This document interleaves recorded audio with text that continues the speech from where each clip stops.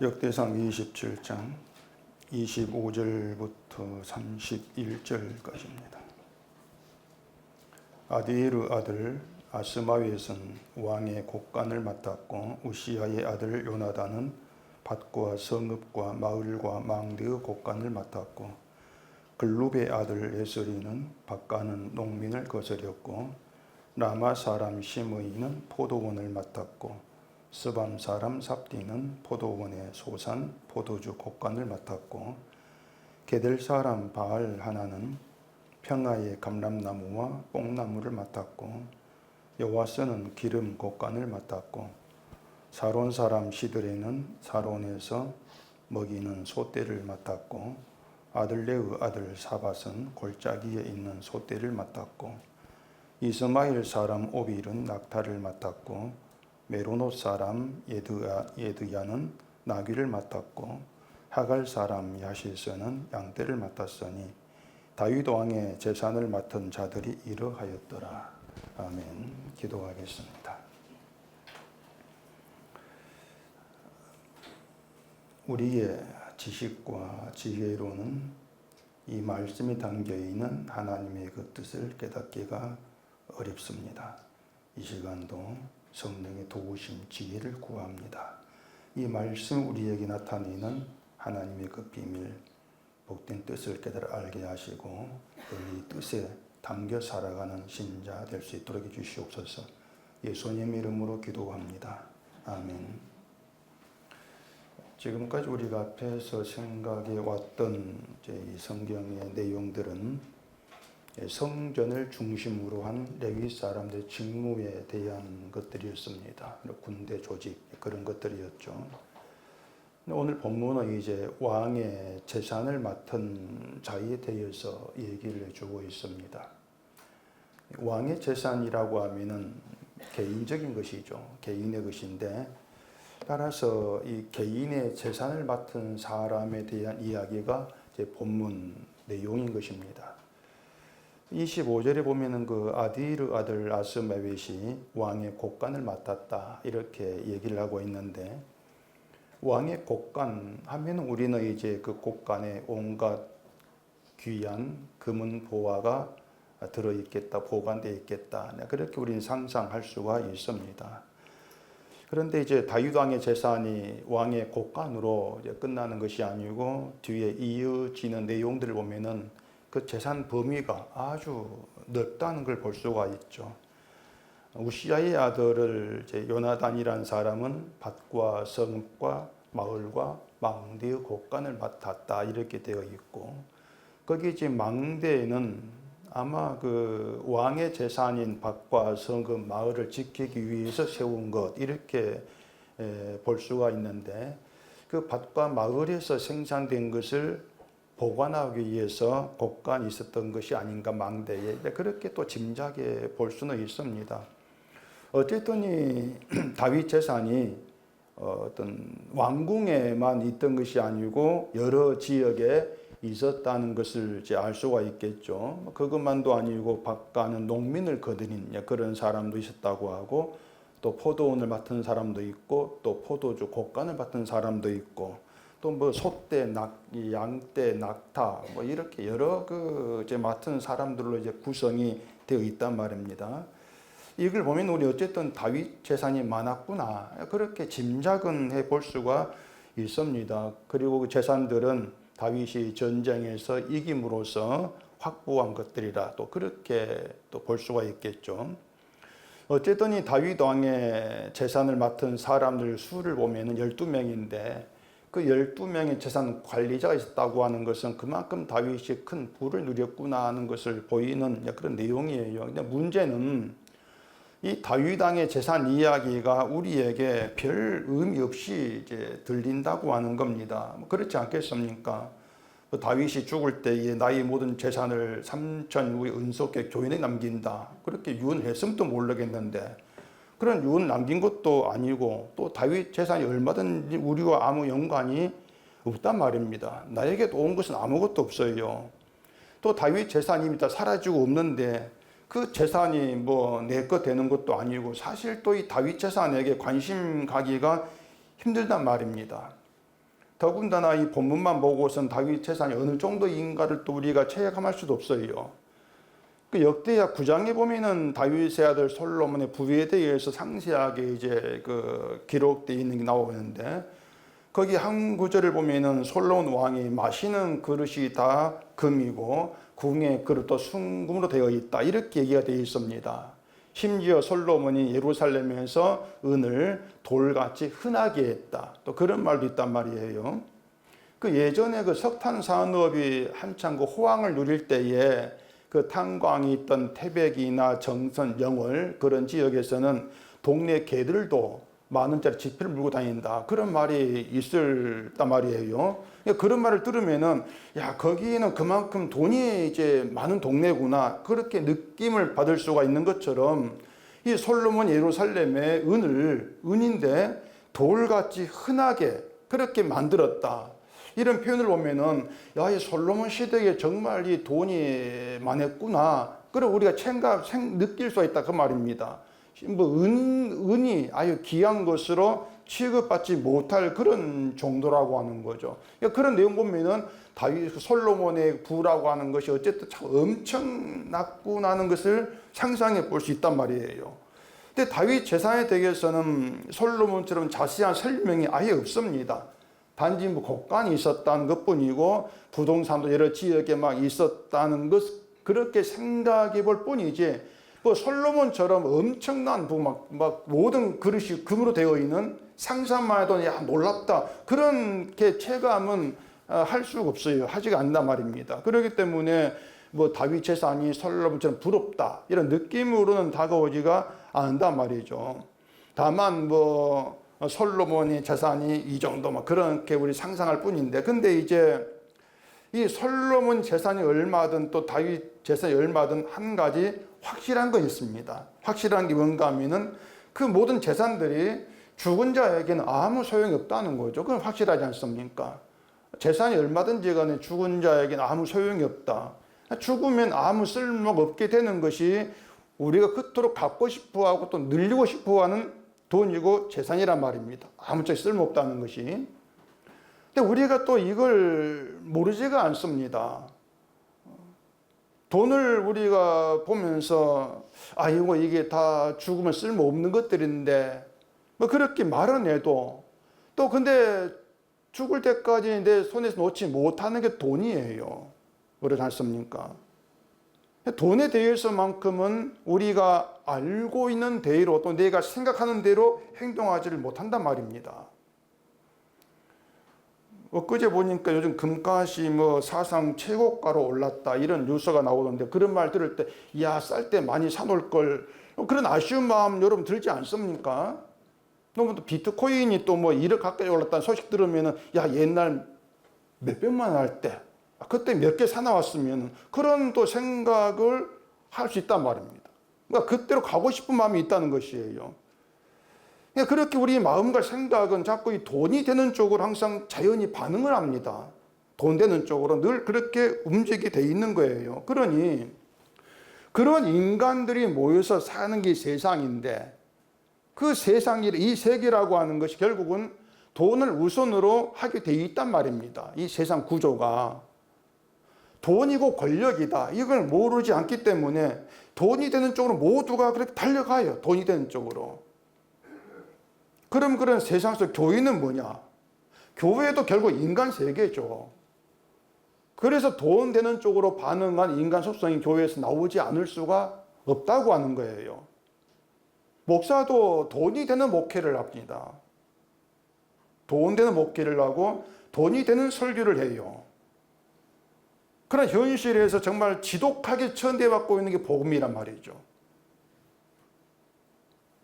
물론 돈이 되는 복음은 사람들이 좋아하겠지만 돈이 되는 복음은 없어요. 아무짝에 쓸모없는 돈이 되지 않는 십자가 복음이 천대를 받고 있는 거죠. 이런 인간 세계를 향해서 성경이 하는 말은 예수 믿고 복 받고 잘 살라, 그렇게 될 수가 없단 말입니다.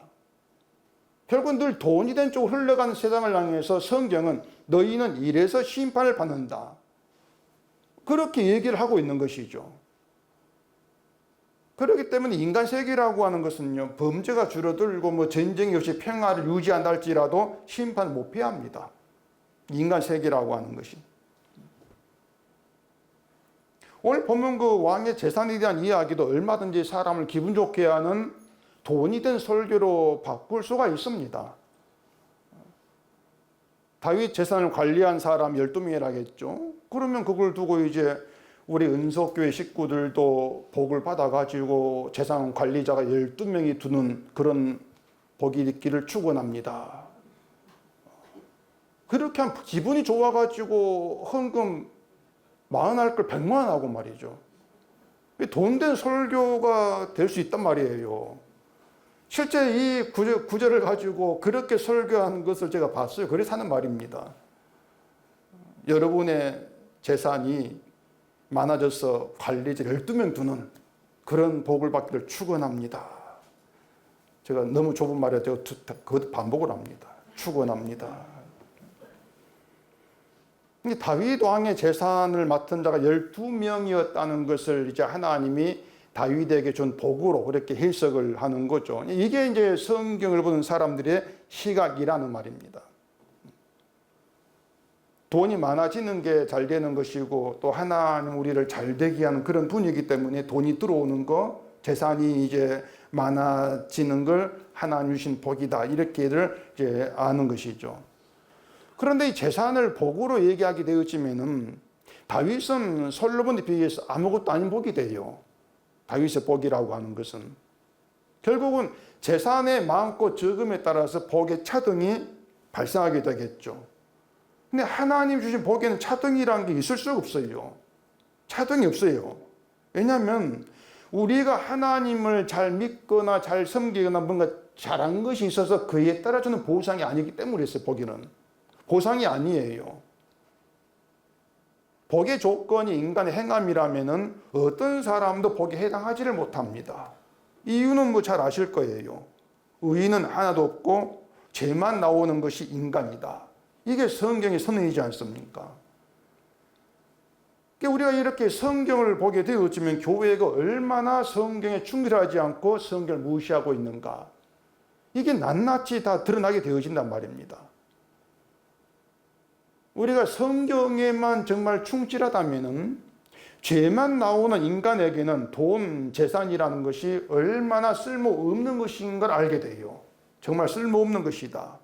그리고 하나님은 그렇게 쓸모없는 것을 복이라는 이름으로 주시지 아니한다. 이걸 모를 수가 없어요. 성경을 보게 되어지면은.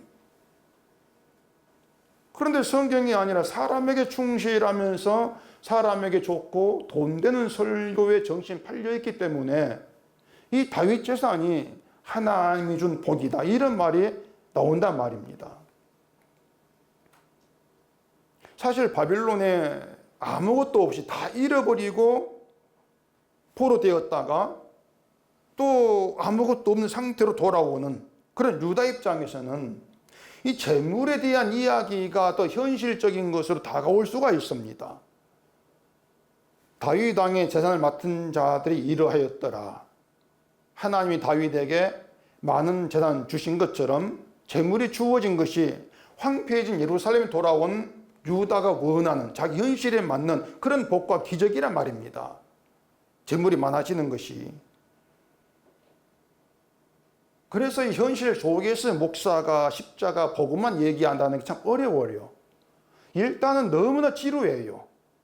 늘 들어도 같은 말이고 색다른 것이 없죠.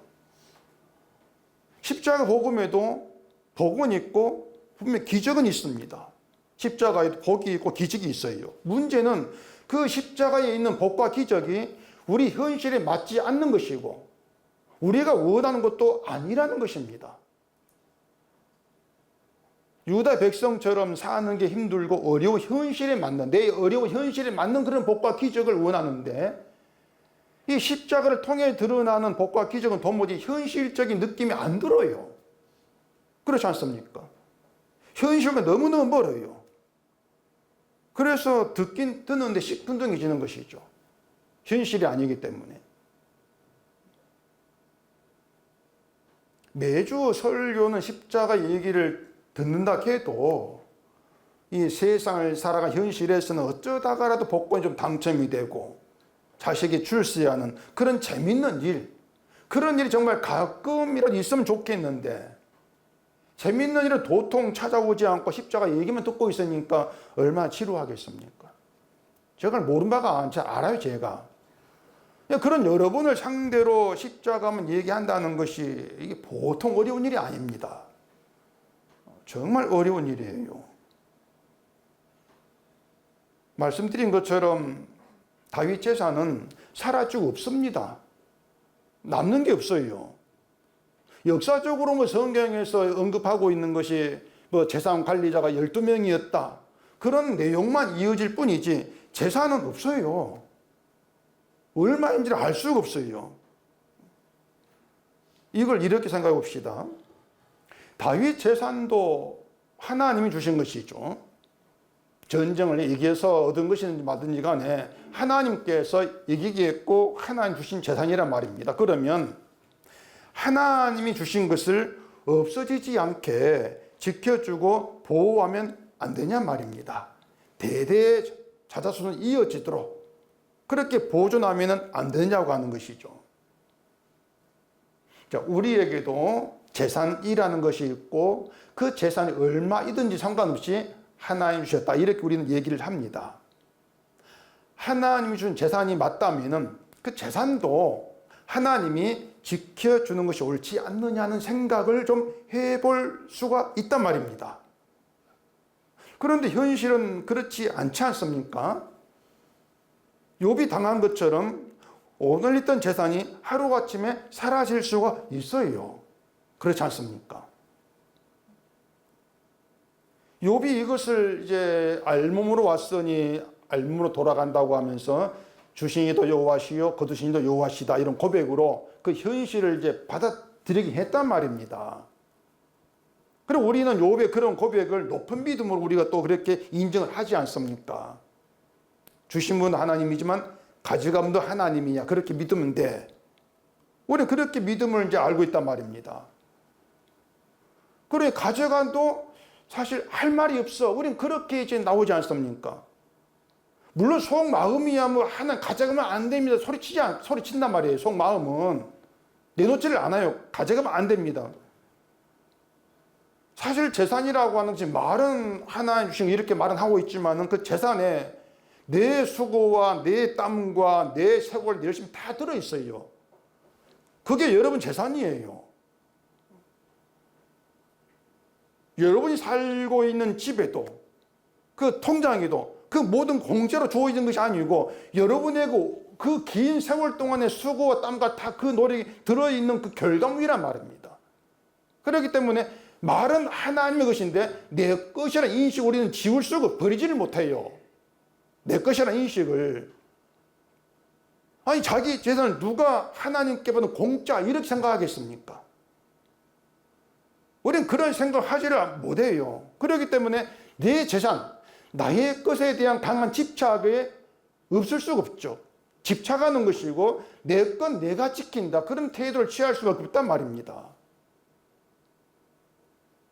그런데 하나님의 것이라 하면서 하나님이 가져가도 괜찮습니다. 우리는 그런 태도를 취하지를 못하죠. 욥 이야기가 나왔으니까 욥기를 잠깐 보십시다. 욥기 1장 20절입니다.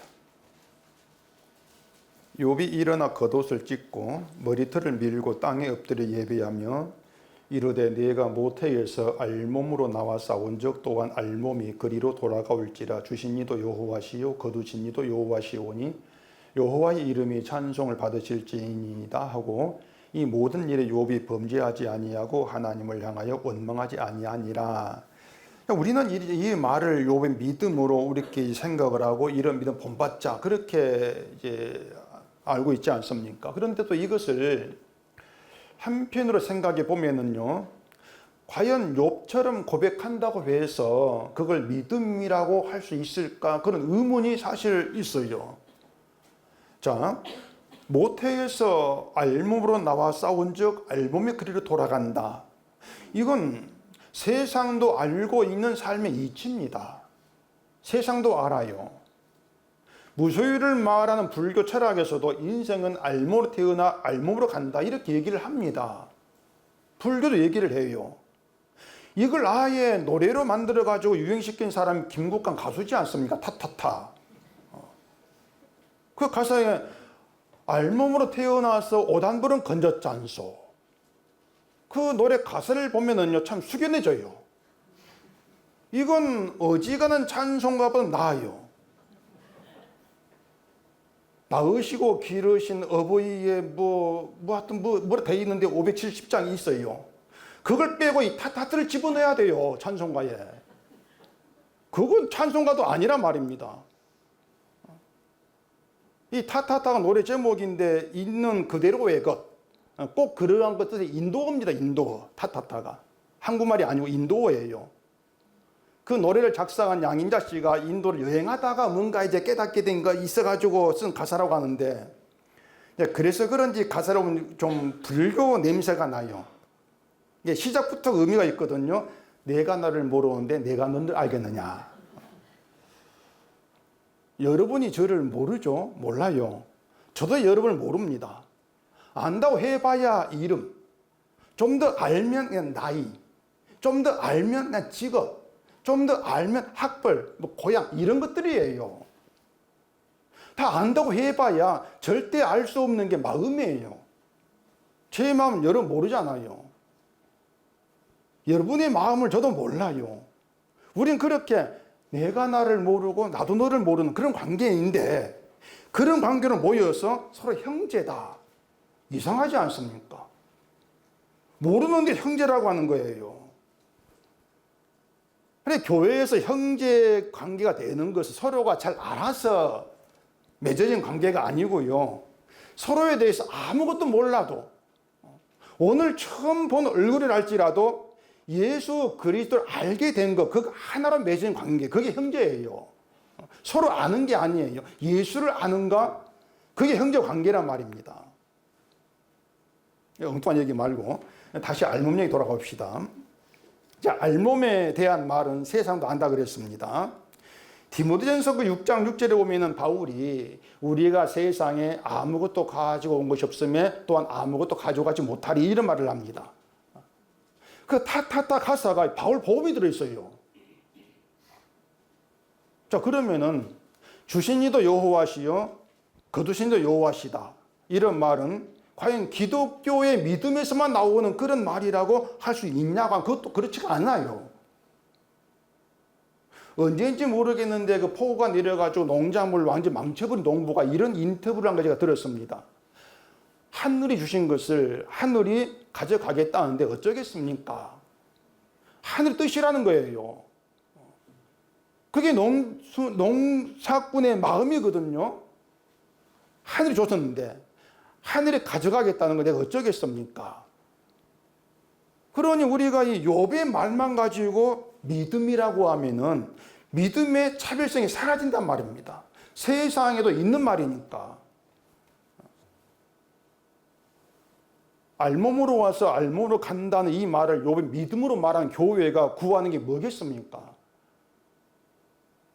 알몸으로 남는 걸 구하는 게 아니고 재물을 구하는 거, 복을 구하지 않습니까? 재물로 주어지는 복. 그러니 교회를 이율 배반적인 집단이다 이렇게 말하지 않을 수가 없어요. 결국 교회는 성경, 믿음 그런 건 사실 중요하게 생각지를 않습니다. 재산은 관리인 12명 두는 그런 복이 더 신나고 좋다는 거예요.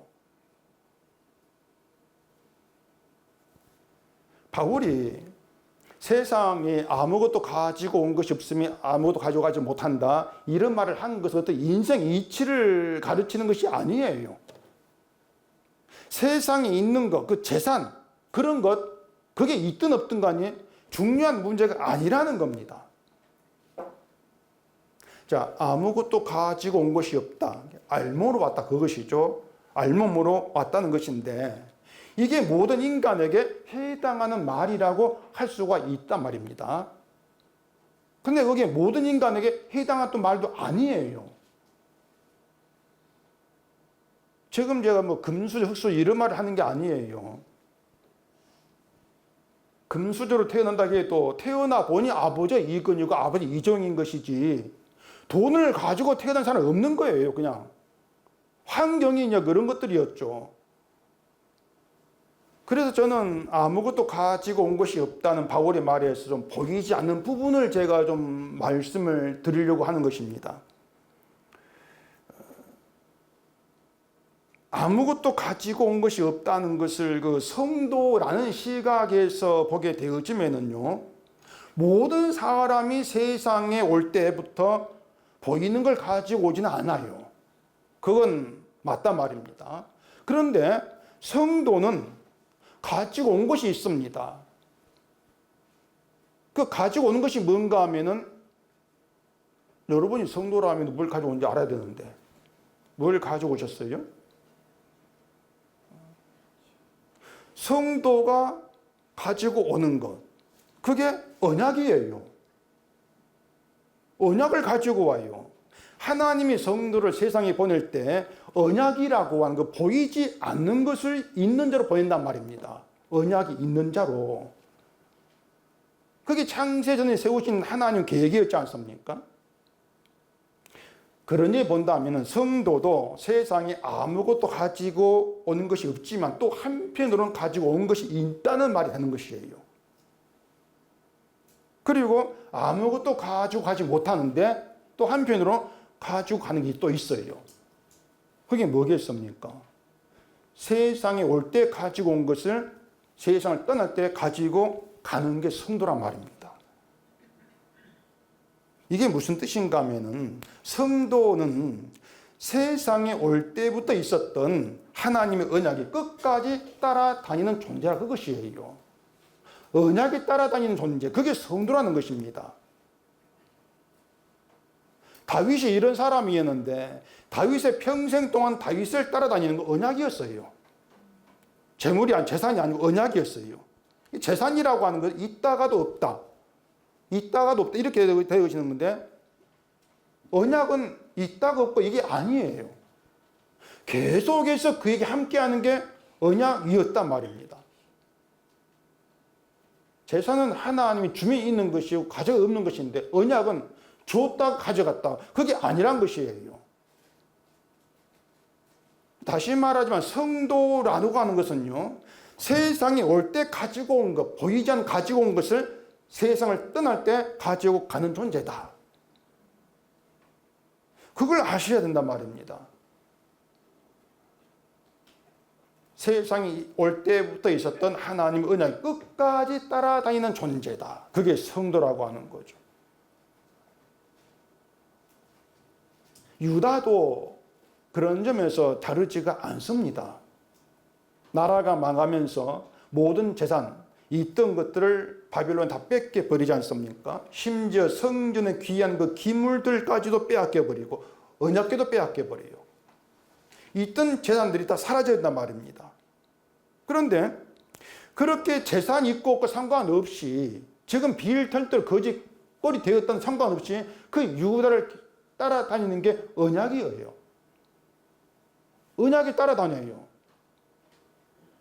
언약이 어느 정도로 따라다니는가 하면은, 다윗이 죽고 세상에 없는데도 기어이 언약대로 예수님이 다윗 자손 오시지 않습니까?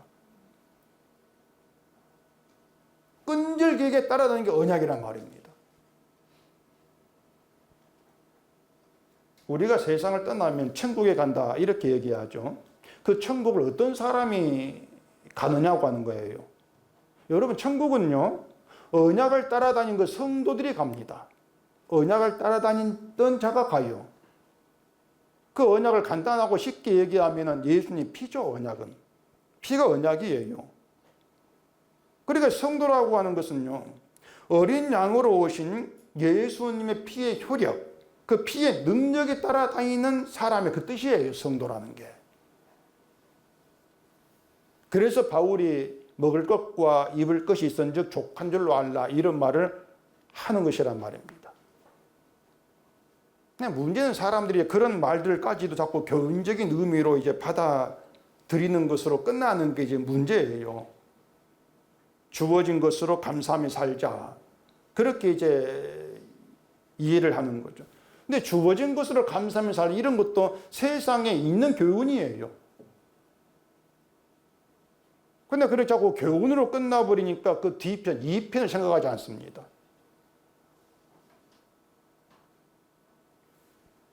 있는 것을 족하라. 그 뒤 2편이 있어요. 그 2편이 뭔가 하면은요, 먹을 것과 입을 것이 있는 것으로 족하는 것이 아니라 항상 더 있기를 바라는 그런 나 자신. 늘 좀 더 많아지기를 원하는 그런 나. 그게 2편이에요. 악한 자. 성경을 정말 우습게 여기고 내 육신에 좋은 것만 따라가려고 하는 죄인된 나. 그런 인간됨이 2편이란 말입니다. 드러나는. 우리가 이런 인간이라는 것을 서로 잘 알고 있지 않습니까? 사실은요. 나도 그렇고 너도 그랬다. 그래서 성도라고 하는 것은요, 내가 나를 모르는 내 것이 아니고 여러분이 저를 알고 저도 여러분이 알아요. 악하다는 거. 그러면 다 안 거예요. 자기 육신을 위해 살아가는 죄인이라는 거, 마음이 더럽다는 거. 이걸 알면 서로를 아는 것이란 말입니다.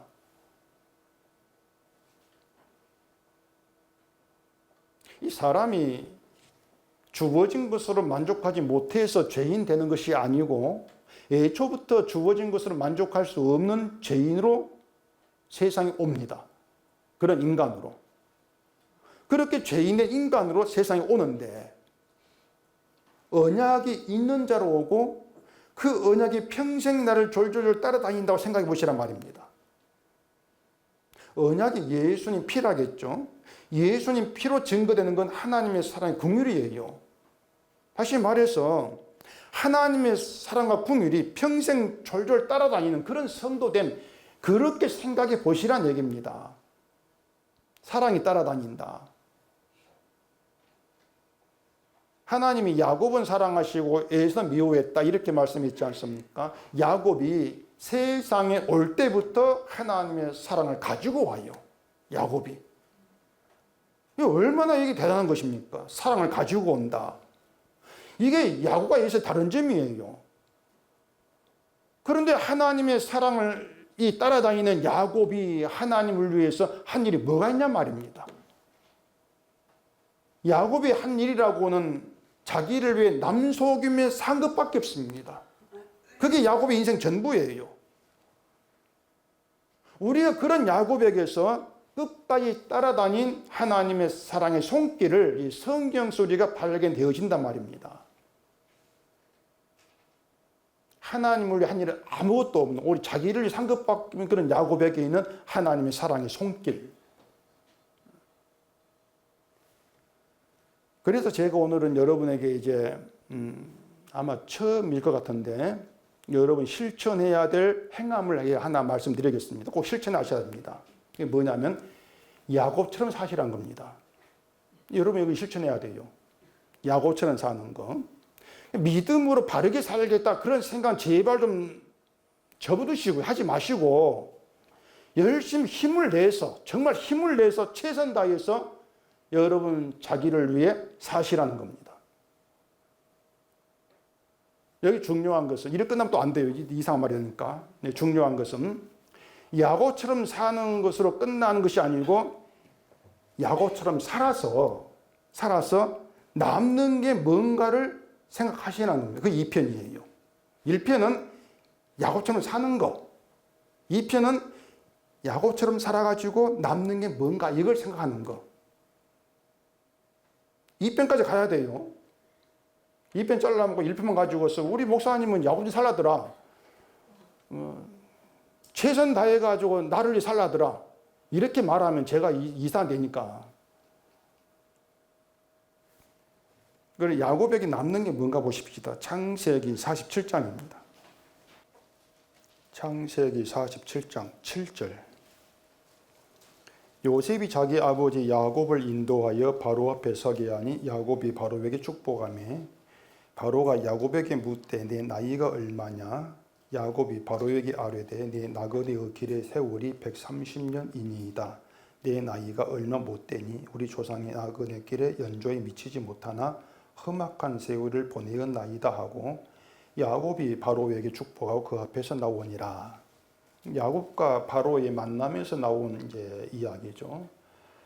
바로가 야곱의 나이를 묻습니다. 몇 살이냐 물으니까 그러면은 내가 몇 살이다 답하면 되는데 야곱은 나그네 길의 세월이 130년이다고 하면서 험악한 세월을 보냈다 이렇게 얘기를 한단 말입니다. 그 험악한 세월을 보냈다고 하는 것은 고생했다 그 뜻이 아니에요. 고생했다는 것이 아니고 악한 세월을 보냈다 그 뜻입니다.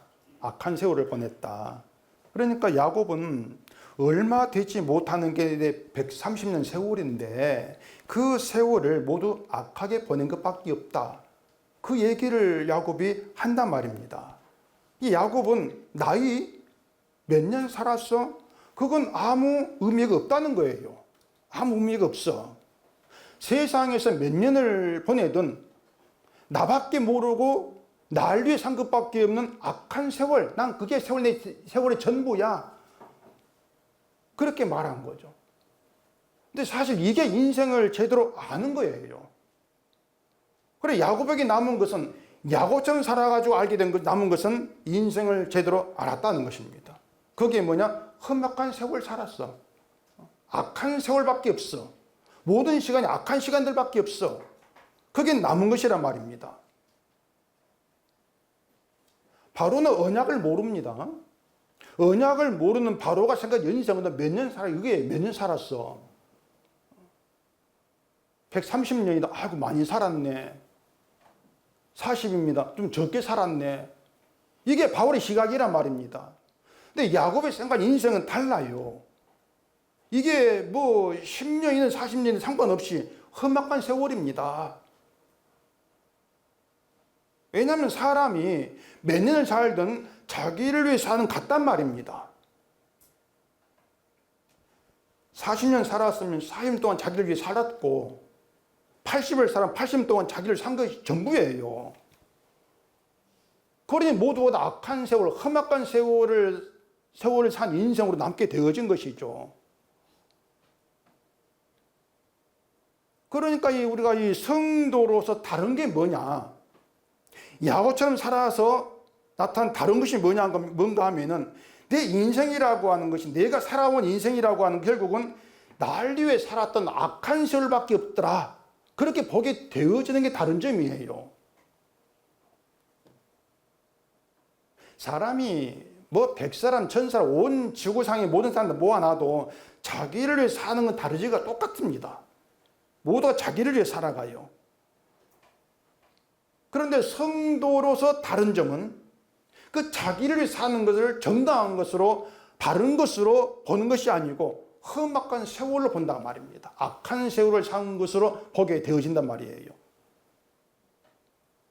이게 우리가 야곱처럼 살았을 때 내가 야곱처럼 살았구나 이걸 알았을 때 남게 되어지는 것이에요. 여러분 연세가 얼마입니까? 제가 이제 곧 66인데 연세가 다 다르잖아요. 다 다른데 제가 다시 또 말씀드리지만은 험악한 세월을 보냈다는 점은 똑같습니다. 똑같습니다. 무슨 일을 했건 직업이 무엇이건 신앙생활을 어떻게 했건 험악한 세월을 보낸 게 전부예요. 평생을 기도한 사람이나 기도하지 않은 사람이나 똑같아요, 사실은요. 그러니 어떻게 하면 인생을 잘 살 수 있을까? 뭐 이런 궁리를 한 사람이 있다는데 사실 그러한 생각들이 험악한 세월을 알지 못하는 인간의 악한 생각이란 말입니다. 어떻게 하면 인생 잘 살 수 있을까? 잘 사는 방법 하나밖에 없습니다. 또 뭐 뻔한 말 나오긴 하겠죠. 험악한 세월을 아는 게 잘 사는 거예요. 잘 살려면 그것밖에 없어요. 험악한 세월을 보냈다. 그렇게 험악한 세월을 보낸 우리가 땅에서 얻을 건 없습니다.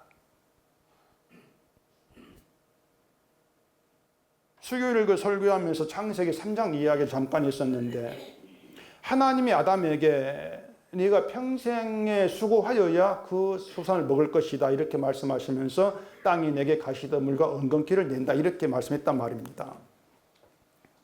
땅에서 수고하여야 소산을 먹는다면 그 땅이 먹을 곡식을 낸다 그 뜻 아니겠습니까? 땅에서 곡식을 얻는단 말이에요. 근데 땅이 아무짝에 쓸모없는 가시덤불 엉겅퀴를 낸다는 것입니다. 다 아궁이에 던져 태워버릴 것들인데 땅에 그걸 낸다는 것이에요. 곡식이 아니라. 이게 무슨 뜻인가 하면은 땅에서 수고해가지고 얻은 너의 소산들, 너의 열매들, 네 수고, 네 노력으로 얻은 것들, 이 모든 것들은 가시덤불 엉겅퀴 같은 가치없는 뿐이야 그 뜻입니다. 땅에서 나온 모든 것은 가치없는 것이야 그것이에요. 근데 사람이 땅에서 얻어지는 소산 이외에서 나의 소산이 더 많아지는 걸 위해서 하나님을 찾고 기도한다?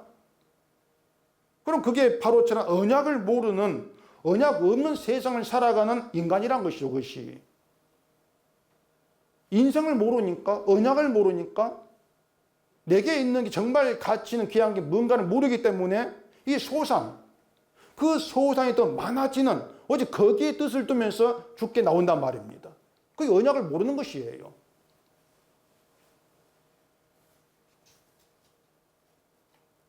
세상에 아무것도 가지고 온 것이 없으면 아무것도 가져가지 못한다는 것도 그런 뜻이란 말입니다.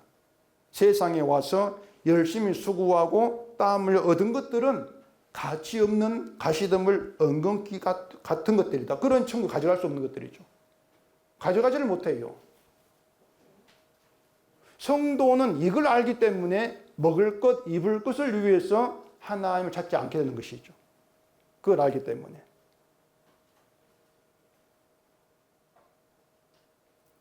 여러분, 다윗 왕의 재산 관리자 12명이 있을 정도로 재산이 많았는데 성경에는 다윗이 뭐 그 재산을 가지고 행복히 살다 이런 말이 없습니다. 전혀 그런 말이 없어요. 뭐 솔로몬처럼 모든 그릇을 금으로 만들어 가지고 뭐 살면 또 뭐합니까? 밥을 뭐 금그릇에 담든 질그릇에 담든 밥은 밥이에요. 그 쌀이 금으로 배한다? 그럼 못 먹지 않습니까? 굶어 죽어야지 그러면. 근데 우리는 항상 그런 삶에 자꾸 미련을 두드란 얘기입니다. 늘 그런 쪽으로 마음이 흘러가는 거예요. 나도 한 번은 저렇게 살아봤으면, 저런 남자 저런 여자 한 번만 저렇게 살아봤으면, 자꾸 그렇게 미련 두고 있는 것이죠. 그러니까 그런 모든 것이 뭔가 하면은 세상에 눈 돌리면서 그 한 뼘밖에 안 되는 그 짧은 인생인데 자꾸 이 땅에 눈을 두면서 험악한 세를 보내고 있다는 얘기입니다. 그게 우리 현실 실상이라고 하는 거예요. 그런 우리에게, 그런 인간된 우리에게 끈질기게 따라다니는 사랑이 없다 생각해 보세요. 사랑이 없다. 그게 인생의 비참이죠. 그래, 재산이 얼마인가, 연세가 얼마인가, 그런 건 하등의 의미가 없는 것들입니다. 딱 하나, 사랑이 없다면은 그냥 비참한 인생이에요, 그냥. 나사로처럼 비참한, 가진 게 없는 그 비참한 그 몰골인데, 그에게 하나님의 사랑이 있다. 그 하나로 이 세상을 떠났을 때의 결과가 달라지지 않습니까? 그러니 우리가 무엇에 의미를 두는 인생이어야 하는가를 반드시 우리가 좀 생각을 해야 된다는 말이죠. 욥에게도 하나님의 사랑이 있었지 않습니까? 사랑이 있었는데, 근데 하나님 사탄의 욥을 치는 걸 허락하시더란 말입니다. 사랑이 있는데. 사랑이 있는데, 있는 게 다 사라져요. 분명히 주신 것을 다 가져가 버려요. 여기에서 이제 이 세상과 성도의 다른 점이 뭔가 하면은 하나님이 나를 치고 주신 것을 도로 가져가신 이유를 안다는 겁니다. 그게 성도예요. 세상은 이유를 몰라요. 그냥 알면 왔다 알면 가지. 그게 끝나는 것이에요. 하늘의 뜻이야 그냥 이러면 끝나는 것이지 왜 가져가는지, 왜 이 땅의 것을 가져가지 못하는지 이유를 모른단 말입니다. 그 내막을 몰라요. 근데 성도는 그걸 아는 거죠. 그러니 하나님이 가져가신다. 왜 가져가십니까? 알겠습니다. 이게 성도가 아니고요. 왜 가져가시는지 그 이유까지 알아야 돼요. 이유까지. 하나님이 주실 때에는 감사합니다 하면서 신이 나가지고 헌금하고 교회에 열심을 내지 않습니까? 그러면서 험악한 세월을 보내는 자기를 보지를 못해요. 좋은 일만 있으면 자기를 못 봐요. 늘 신나니까, 재밌으니까 교회 나오는 게. 자기를 못 보죠. 그런데 그런 나에게 예수님이 흘리신 피의 사건, 십자가가 빛으로 자리한다는 것을 깨닫게 하는 그런 하나님 사건이 있단 말입니다. 그게 가져가시는 거예요. 그것이. 그 사건이. 가져가셔서 십자가만, 주의 은혜만, 하나님의 사랑이 감사가 되는 그런 성도되게 하시는 것이 가져간 이유구나. 그렇게 알게 되어지는 것이죠.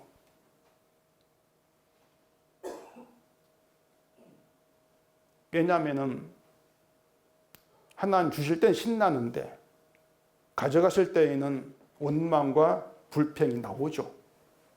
왜 가져갑니까? 그런데 속마음의 것들, 나의 그 더러운 것들을 통해서 내가 악한 세월을 보내는 야곱이었구나. 그렇게 우리는 보게 되어지는 거예요. 그런 자리에서 십자가 빛으로 자리한다는 그걸 알게 되어진다는 얘기입니다. 예수님이 왜 의인이 아니고 죄인을 부르러 오셨겠습니까? 그 이유도 자기의 의를 자랑할 것이 없는 죄인을 불러서 구원하시고 그렇게 해서 예수님 피만 높이고 자랑하기 위해서란 말입니다. 아무것도 내올 곳이 없는 죄인을 부르시는 거예요. 그래서 이것이 성도와 성도 아닌 사람의 다른 점이에요. 하나님이 나에게 유지하시는 것이 내 재산이 아니고 은혜라는 거, 이걸 안단 말입니다. 십자가 피의 은혜라. 이걸 내게 유지하시기 위해서 내게 있는 걸 가져가기도 하시고 원망과 불평이 나오게 하시는 것이구나. 그걸 아는 거죠. 그게 성도예요.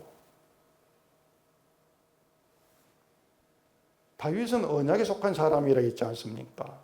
그런 다윗이 밧세바 동침을 하고 우리엘을 죽이는 죄를 범했는데도 언약은 다윗에게서 떠나지를 않습니다. 왜냐하면 죄인을 부르는 게 언약이니까. 그런 다윗을 하나님은 상한 심령의 사람 만들어내시는 거예요. 그 죄들을 통해서 상한 심령의 사람이 되게 하신단 말입니다.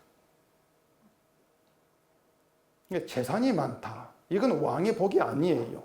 상한 심령의 다윗. 그게 복 있는 자죠. 상한 심령의 다윗.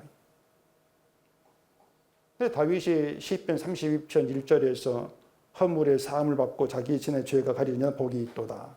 마음에 간사함이 없고 여호와께 정죄를 당하지 아니한 자는 복이 있도다. 이렇게 노래한 거란 말입니다. 이 복을 가르치시려고 우리에게 내가 꼭꼭 감추어 있는 악한 본성이 나오도록 일하시는 거예요. 그게 하나님이시란 말입니다. 그러니 열심히 재산 모으시면 됩니다.